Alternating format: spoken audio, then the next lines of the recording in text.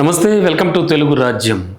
PoK వద్ద తమ స్థావరాలపై భారత్ చేసిన మెరుపు దాడులతో ఉగ్రవాదులు ఆల్మోస్ట్ చాలా భయపడ్డారని చెప్పచ్చు. అండ్ ఈ దాడుల్లో జైషే మహమ్మద్ ఉగ్రవాద సంస్థకు సంబంధించినటువంటి స్థావరం అయితే పూర్తి స్థాయిలో నేలమట్టమైపోయింది. అయితే దీన్ని ఆ ఉగ్రవాద సంస్థ చీఫ్ మసూద్ అజహర్, గుర్తున్నాడు కదా, మోస్ట్ వాంటెడ్ టెర్రరిస్ట్, ఇతనైతే జీర్ణించుకోలేకపోతున్నాడని చెప్పాలి. మరీ ముఖ్యంగా అజహర్ తన సోదరి అండ్ తన బావ కానీ అలాగే తన నెఫ్యూ అంటే మేనలుడితో పాటు సుమారు 10 మంది హతమైనట్టుగా కూడా సమాచారం అందుతూ వచ్చింది. మరి ఈ విషాదాన్ని అజహర్ అయితే ఏమాత్రం తట్టుకోలేకపోతున్నాడు.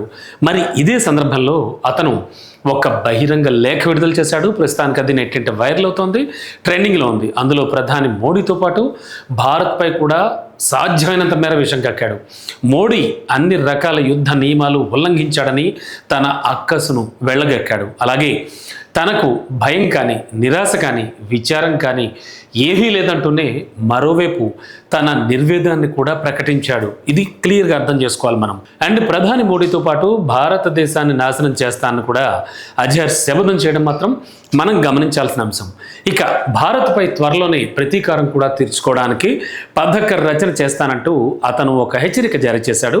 ఆ లెటర్లు అంటే టెర్రరిస్టులు ఏ రూపంలో వస్తారో ఎవరికీ తెలియదు. అంటే అసలే చావు దెబ్బ తిని రగిలిపోతూ ఉన్నారు టెర్రరిస్టులంతా కూడా. మరి రాబోయే రోజుల్లో వీళ్ళంతా కూడా చాలా ఘోరంగా, దారుణంగా బరితెగించేటువంటి ప్రమాదం అయితే లేకపోలేదని ఇప్పటికే ఇంటెలిజెన్స్ నివేదికలు ఎన్నో హెచ్చరిస్తూ వస్తున్నాయి. సో ఉగ్రవాద స్థావరాలపై దాడులు చేశామని, ఇక వాళ్ళంతా ఖతం అయ్యారని కూడా రిలాక్స్ అయితే మాత్రం ఖచ్చితంగా మళ్ళీ మనం నష్టపోవాల్సి వస్తుంది.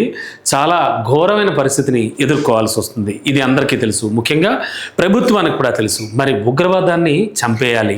అది ఒకళ్ళిద్దరు వ్యక్తుల్ని చంపేసినంత మాత్రాన ఒకవేళ ఎండ్ అవుతుంది అనుకుంటే కనుక అది నిజం కాదనేటువంటి విషయాన్ని మాత్రం మనం అంగీకరించి తీరాలి. సో జైషే మహమ్మద్ చీఫ్ మసూద్ అజర్ హెచ్చరికనైతే సీరియస్గానే తీసుకోవాలి అని ఇంటెలిజెన్స్ హెచ్చరికలు అయితే జారీ చేస్తూ ఉన్నారు.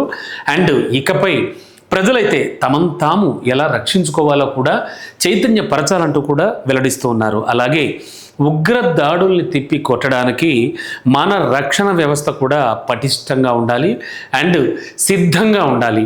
సో ఇది మాత్రం ఎట్టి పరిస్థితుల్లో మర్చిపోకూడదు. హలో, తెలుగు రాజ్యం ఛానల్ చూస్తున్నారా? సామాజిక, రాజకీయ, జీవన చిత్రణే తెలుగు రాజ్యం. అతిశయోక్తులు, అసత్యాలు ఉండవు. రాజకీయ కోణం కాదు, ప్రజా కోణమే కొలబద్ద. తెలుగు రాజ్యం వీక్షణ మీ ఉత్తమ అభిరుచికి నిదర్శనం.